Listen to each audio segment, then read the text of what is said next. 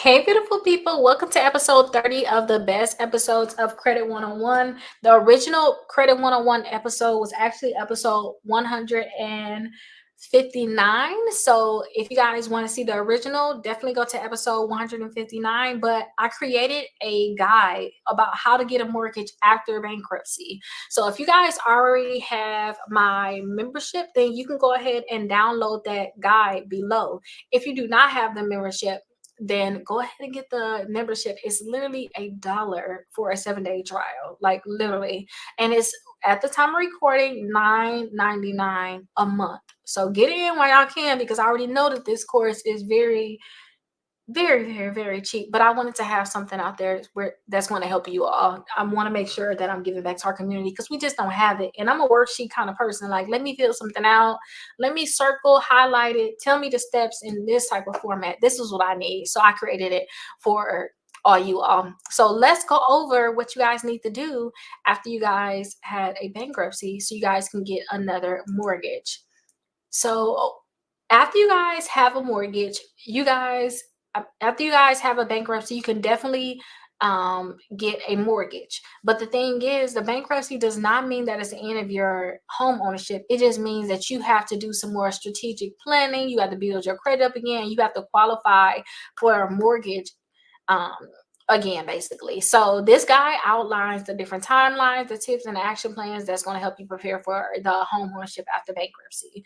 So if you guys had a bankruptcy, calm down, you guys. We got this, okay? We got this because I'm here for y'all, okay? I'm here for y'all for sure. And we're just going to go over these steps. It's not over for y'all. We just got to figure out when. If not now, then when. So step number one, you have to understand your waiting period. So after you file for bankruptcy, most lenders require a waiting period before you can apply for a mortgage again. So the waiting period depends on the type of bankruptcy that you filed and also the type of mortgage that you're seeking. So if you want to get a conventional loan after Chapter 7, you have to wait 4 years after your discharge. And then Chapter 13, then you have to just wait 2 years after the discharge date. If it's FHA loan, you have to wait 2 years for Chapter 7, and then 1 year of online you have to have 1 year of on-time payments, plus you have to get court approval.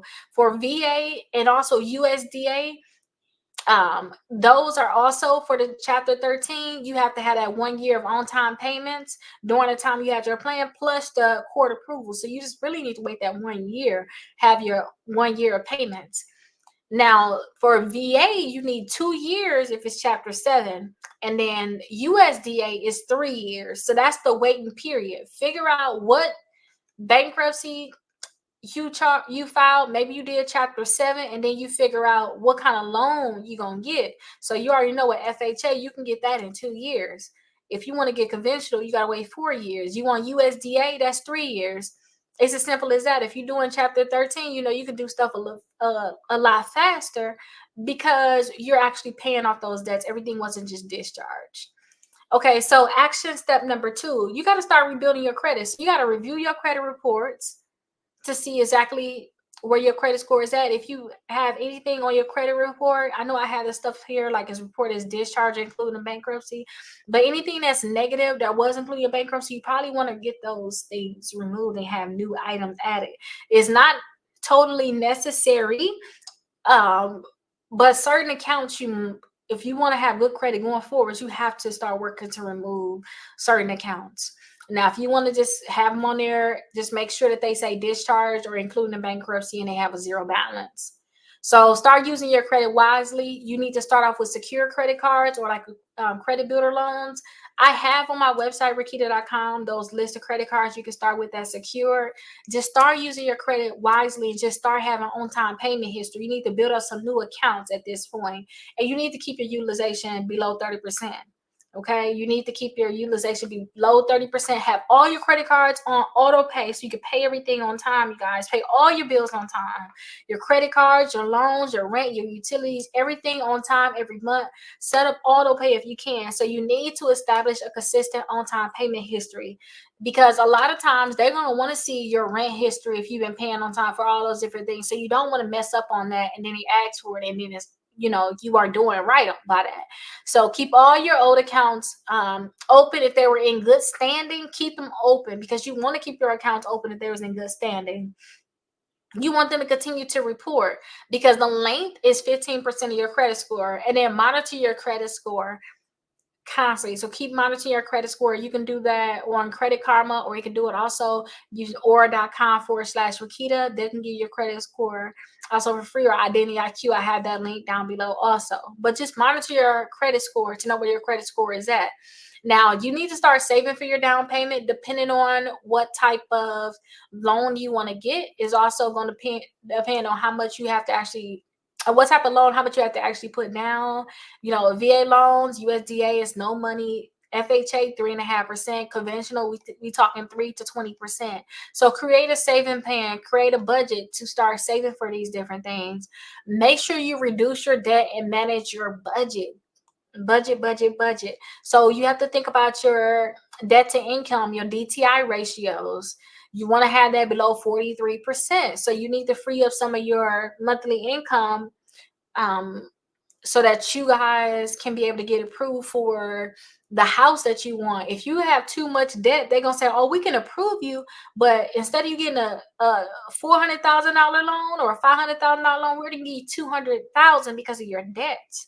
That's all we can give you. You're not going to be able to get the loan that you want. So start prepping for the mortgage application. You need to have these different things, your tax returns, your pay stubs, your tax return for the last 2 years, your pay stubs for the last 30 to 60 days, your base statements for the last 2 to 3 months, W-2s or 1099s for the last 2 years, your list of assets, whether you have savings, investments, or properties, and your list of debts such as credit cards and loans. You need to have all this information.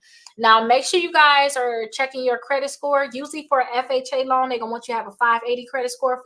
For conventional, you're going to need a 320.